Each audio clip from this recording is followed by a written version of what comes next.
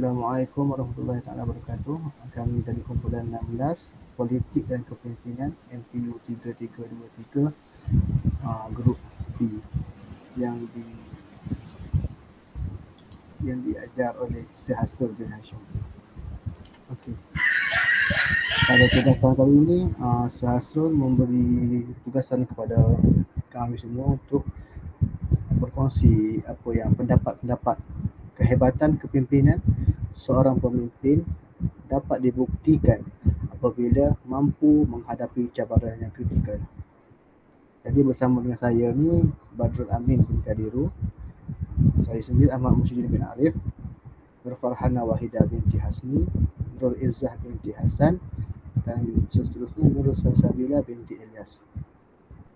Okey, pendahuluan. Seorang pemimpin perlu mempunyai nilai dan etika di mana ia perlu merumus, menjelaskan dan menghayati budaya kerja di dalam organisasi. Pemimpin itu juga mesti peka dan menjadi teladan kepada ahlinya dan memperkukuhkan amalan dan budaya kerja yang cemerlang. Kemahiran kepimpinan merupakan satu unsur dalaman dan kerohanian yang merupakan antara faktor utama dalam menyempurnakan faktor-faktor lain ke arah mencapai matlamat kecemerlangan sebuah organisasi tersebut.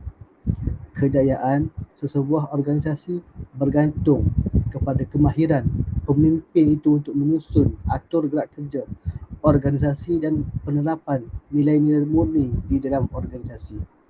Seterusnya, pemimpin memainkan peranan yang paling utama dalam pengurusan organisasi untuk mencapai sesebuah matlamat dan target. Seterusnya, objektif. Yang pertama, menjelaskan kebolehan pemimpin dalam menyelesaikan masalah kritikal yang dihadapi. Menganalisis pemimpin dalam menghadapi cabaran konflik dalam ekonomi, pendidikan dan kesihatan. Dan yang terakhir, mengkaji cabaran-cabaran kritikal yang dihadapi oleh pemimpin. Seterusnya saya mempersilakan Ustaz Sabila untuk berkongsi tentang kemahiran yang perlu ada pada pemimpin dalam menghadapi cabaran yang kritikal. Dipersilakan.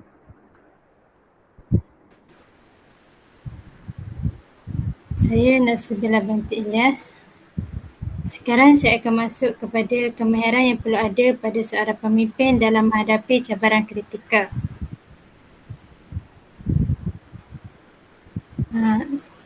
Yang pertama, kemahiran yang pertama adalah pengawalan emosi.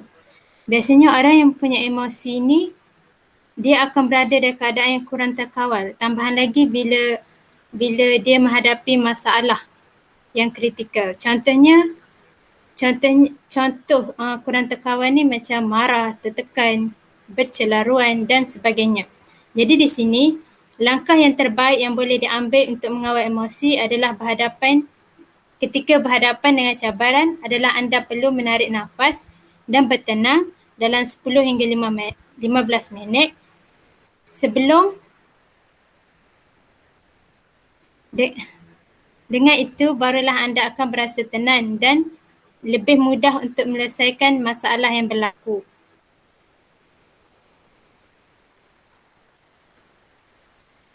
Yang kedua, apabila anda berada dalam keadaan tenang, ia akan memudahkan anda untuk berfikir dan mencari punca mengapa masalah itu berlaku. Kadang-kadang kita tidak sedar yang punca masalah itu berlaku adalah kerana diri kita sendiri. Jadi, lebih baik jika kita mencari punca masalah itu berlaku dahulu sebelum kita menyelesaikan masalah tersebut. Yang ketiga adalah membuat pembincangan dan menyelesaikan masalah. Bukan semua masalah dapat diselesaikan dalam masa yang singkat. Jadi kita hendaklah berbincang dengan individu yang terlibat dengan masalah tersebut. Jika ia melibatkan staf, jadi kita perlu memanggil staf tersebut untuk berbincang dengan baik supaya kita dapat menyelesaikan masalah dengan keputusan yang terbaik. Yang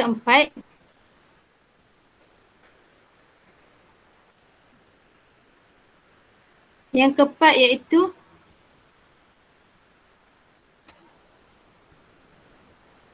Next slide.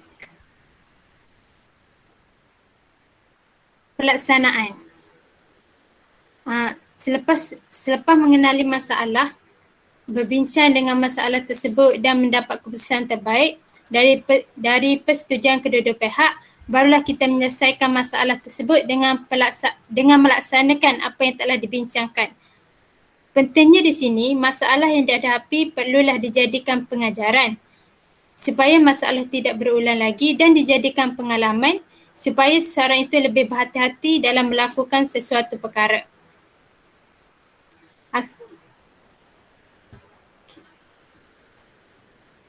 Akhir sekali, jika seorang pemimpin itu mempunyai kepimpinan yang hebat dalam organisasi, maka ia akan dapat menyelesaikan masalah dengan lancar dan baik walaupun pelbagai ujian dan cabaran yang dihadapi itu sukar diselesaikan. Ini dapat menunjukkan seorang pemimpin itu adalah pemimpin yang hebat dalam mengenangi sesuatu cabaran. Sekarang saya serahkan kepada Farah. Okey, terima kasih diucapkan kepada saudari Bella. Seterusnya, saudari Salsabila. Seterusnya, saya akan masuk ke dalam cabaran-cabaran yang telah dihadapi oleh pemimpin dari segi kesihatan, pendidikan dan ekonomi. Dan bahagian saya akan terangkan daripada dalam sektor kesihatan dan juga pendidikan. Okey, yang pertama kita dapat lihat daripada kesihatan. Okey, baru-baru ni Malaysia telah dikejutkan dengan penularan wabak COVID-19 dan ianya telah tersebar di seluruh Malaysia serta membuatkan ramai rakyat mudah berjangkit dengan penyakit tersebut. Jadi, seterusnya. Jadi, antara penyelesaian yang telah dibuat oleh pemimpin-pemimpin di negara kita adalah dengan membuat hebahan makluman dengan mengumumkan catatan kes harian supaya masyarakat lebih peka. Dekat sini kita boleh nampak antara usaha-usaha yang pemimpin-pemimpin kita telah jalankan untuk memberikan kepentingan dan kebaikan untuk rakyat. Seterusnya, pembukaan pusat kuarantin di seluruh Malaysia untuk pesakit yang telah positif COVID-19 bagi mengasingkan pesakit-pesakit COVID-19. Okey, ini adalah salah satu contoh usahalah yang telah mereka buat untuk memberikan satu keselamatan lah untuk rakyat-rakyat yang lain. Kalau salah seorang individu tu terkena jangkitan COVID-19, mereka akan dibuat pemantauan oleh Jabatan Kesihatan, akan dibuat pemeriksaan kesihatan dan semuanya, barulah mereka boleh pergi masuk ke pusat kuarantin. Dan yang terakhir, ini adalah salah satu usaha yang terbaik lah untuk rakyat Malaysia semua dengan memberikan suntikan vaksinasi kepada semua rakyat Malaysia secara percuma. Tapi ada segelintir rakyat Malaysia yang tidak yang hanya memandang remeh terhadap perkara tersebut. Sedangkan pemimpin kita dah cuba untuk buat terbaik untuk memudahkan rakyat kita, untuk memudahkan rakyat Malaysia untuk menjalani kehidupan harian seperti biasa dengan mengambil hanya 2 dos saja vaksin, tapi ada juga yang tak mau ambil dengan alasan mungkin tak berkesan, tak memberi keberkesanan yang tinggi. Okey, seterusnya kita masuk ke dalam sektor pendidikan. Dalam membendung wabak COVID-19, penutupan sekolah dan kolej dan pengajaran dan pembelajaran dilakukan secara online di rumah. Bila dah kes COVID-19 meningkat, kadar jangkitan berterusan, kadar jangkitan amat tinggi. Jadi salah satu inisiatif yang telah pemimpin kita ambil adalah dengan membuat pengajaran dan pembelajaran secara online. Bukan sahaja bagi murid-murid sekolah rendah, malah mahasiswa dan mahasiswi kolej serta institut pengajian tinggi lah juga melakukan pembelajaran secara atas talian. Okay, di sini kita nampak yang paling utama, semua guru mestilah menguasai penggunaan teknologi komunikasi dan maklumat ICT. Maksudnya dekat sini, bila kita dah start buat kelas PDP, buat kelas online, jadinya cikgu lah dulu yang kena ada asas-asas penggunaan teknologi dan komunikasi ni. Barulah murid-murid mampu untuk join sekali kelas online tu. Yang seterusnya, semua guru perlu peka dengan keadaan murid-murid kerana tak semua pelajar akan menyertai pembelajaran di atas talian atas beberapa faktor, iaitu tiada kemudahan teknologi, masalah rangkaian internet, masalah ketidakfahaman pembelajaran di atas talian dan perlu bimbingan konvensional untuk memahami pembelajaran. Okey, dekat sini antara salah satu bukan nak cakap masalah, macam antara salah satu cabaran untuk cikgu-cikgu juga adalah dia kena pantau juga murid-murid ni. Macam kalau kita student IPTA, kita mungkin akan peka dengan kelas-kelas online. Tapi kalau murid-murid ni mereka sangat susah lah untuk ni sebab kemudahan yang mereka ada tak sama macam kita. Sebab kita alat-alat komunikasi seperti komputer riba dan juga telefon bimbit kita akan ada. Setiap seorang daripada kita akan ada. Tetapi murid-murid sekolah, kebarangkalian dan peratusan untuk mereka ada alat-alat telekomunikasi tu sangat rendah. Kemungkinan ada yang ibu bapa yang sangat tegas dengan cara pendidikan anak-anak. Dekat rumah mungkin pada mulanya mereka tak gunakan telefon bimbit dan sebagainya. Tapi bila dah berlaku macam ni, bila dah PDP dan apa semua ni, ibu bapa terpaksa lah memudahkan anak-anak mereka. Ibu bapa juga perlu menyediakan alat-alat teknologi seperti ini untuk memudahkan pembelajaran di atas talian. Seterusnya, yang saya fahamkan di sini, ada sesetengah murid tu dia gunakan telefon mak ayah untuk join kelas dalam secara atas talian. Jadi bayangkan kalau satu family tu ada mak dengan ayah, lepas tu ada 4 orang anak. So semua nak guna benda yang sama. Jadi ibu dengan ayah pun, ibu bapa pun perlu memainkan peranan yang penting lah dalam memudahkan urusan guru-guru untuk bagi anak mereka join kelas online tu. Okey, dan yang terakhir sekali, cabaran melaksanakan kuliah di atas talian menyebabkan pembelajaran ditangguh seperti perlu menjalankan kelas amali. Okey, kat sini kita boleh lihat sesetengah student Institut Pengajian Tinggi ni tak semua hanya masuk kelas dan belajar. Sesetengah aliran memerlukan kelas amali untuk menjalankan subjek untuk macam yang berkaitan lah dengan subjek-subjek mereka dalam kos mereka tu. Jadi kelas amali tu ditangguhkan. Sebagai contoh, yang saya dapat di sini, mungkin kelas amali tu perlu dilakukan secara bersemuka lah kan. Jadi disebabkan kita nak membendung COVID-19 ni, kita terpaksa tangguhkan kelas-kelas amali tersebut. Jadi walaupun kuliah di atas talian, pembelajaran kelas amali tu masih lagi ditangguhkan. Jadi di sini para pensyarah juga perlulah memainkan satu peranan dalam mengubah ataupun menginovatifkan cara pembelajaran dalam kelas amali itu untuk dibawa ke atas talian. Okey, itu saja daripada saya dari segi sektor pendidikan dan juga sektor kesihatan. Seterusnya saya serahkan kepada saudari Izzah untuk menerangkan masalah-masalah yang dihadapi dalam sektor ekonomi. Terima kasih. Okey, terima kasih kepada saudari Farhana Wahidah.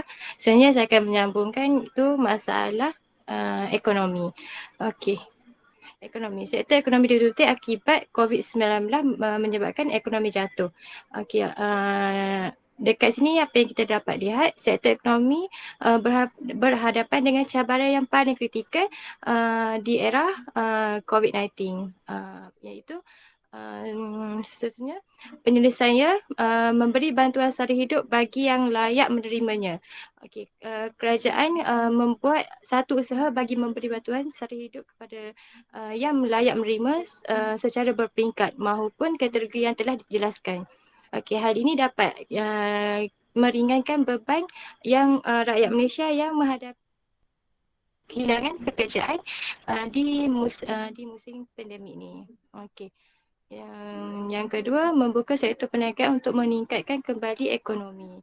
Okey, kerajaan telah mengambil inisiatif untuk membuka kembali sektor perniagaan untuk meningkatkan kembali ekonomi. Sebagai contohnya membuka gerai-gerai perniagaan, kedai-kedai makan dan sebagainya.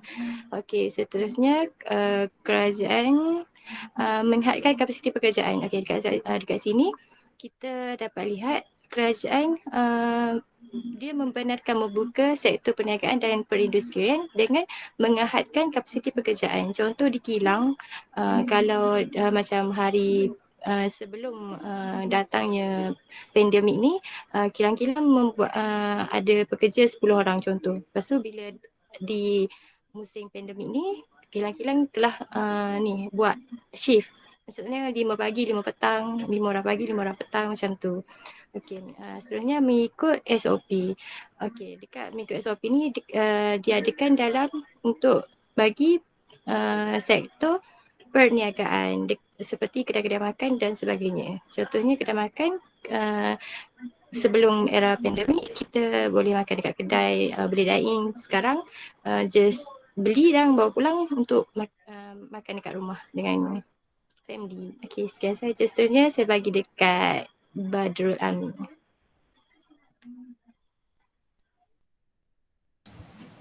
Okay, Assalamualaikum warahmatullahi wabarakatuh. Terima kasih kepada saudari Nurul Izzah.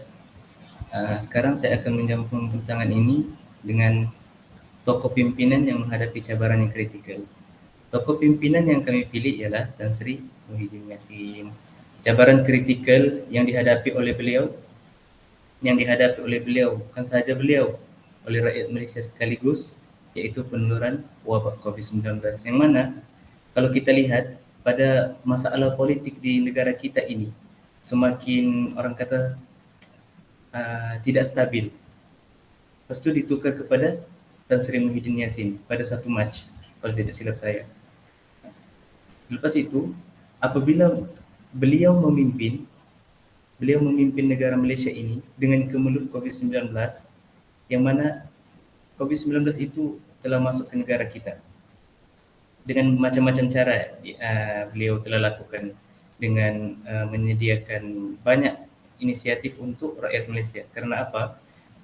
Pada masa itu yang saya lihat, pada masa itu beliau tidak memikirkan lagi pasal politik.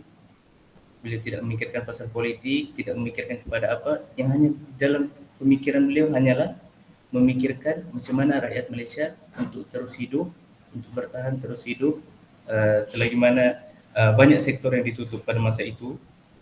Itu saja dalam fikiran beliau, macam mana untuk membantu rakyat Malaysia pada ketika itu. Yang mana beliau telah mengeluarkan dana 300 bilion kalau tidak silap saya untuk rakyat Malaysia dapat untuk membantu rakyat Malaysia pada ketika itu. Bukan sahaja membantu rakyat Malaysia, Tan Sri Muhyiddin Yassin juga dia telah membantu dari sektor untuk bagaimana Kementerian Kesihatan Malaysia dapat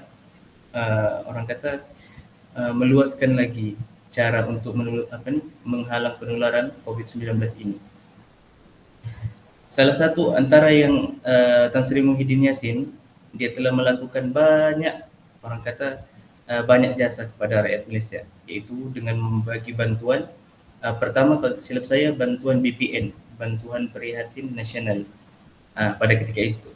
Lepas tu ditukar pula pada BPR, bantuan prihatin rakyat.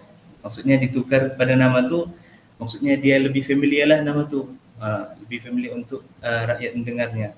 Maksudnya dia tidak ada gap, tiada jarak antara pemimpin dan rakyat itu.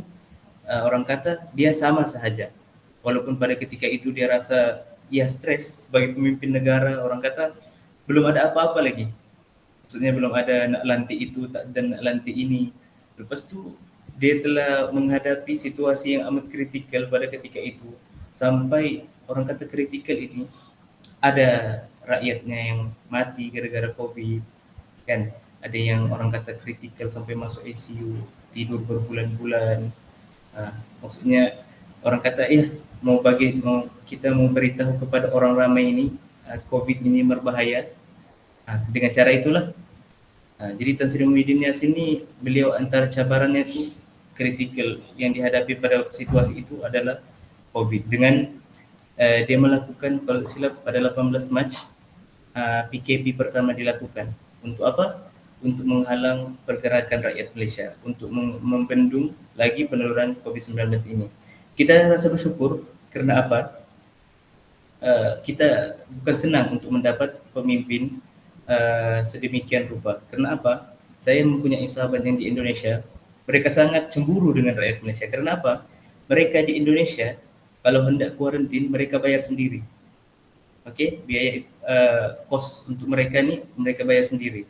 Jadi mereka pernah tanya dengan saya, kalau macam masa awal-awal hari itu, kan kita punya kos untuk kuarantin semua tu kan yang awal-awal hari itu COVID ditanggung kan? Ditanggung. Jadi kawan-kawan yang dari negara jiran mereka bertanya, mereka agak cemburu sebab apa? Di negara mereka kalau hendak kuarantin sendiri, bayar sendiri.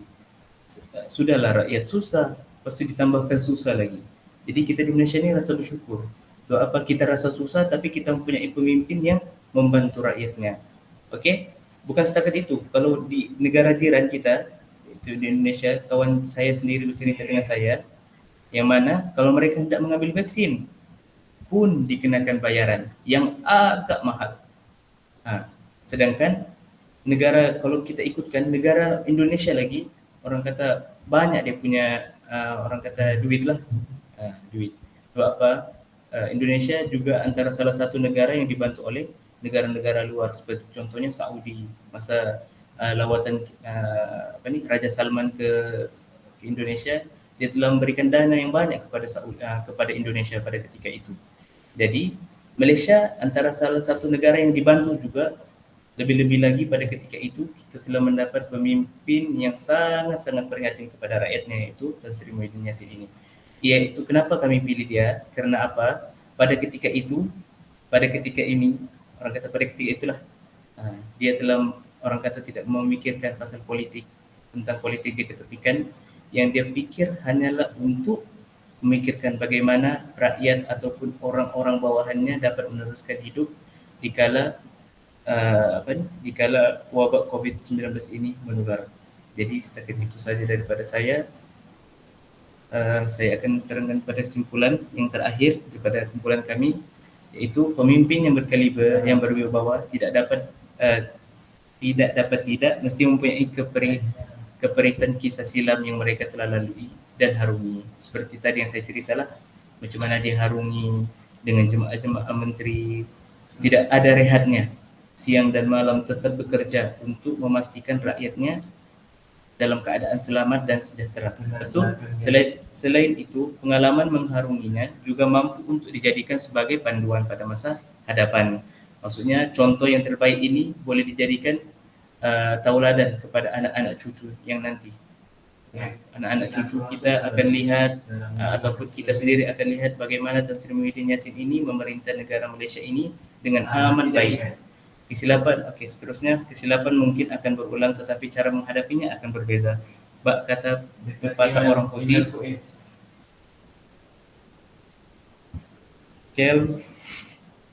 sis never met a good sailor. Maaf kalau bahasa orang putih itu lampau macam orang putih. Itu saja daripada kumpulan kami. Sekian, terima kasih. Assalamualaikum warahmatullahi wabarakatuh.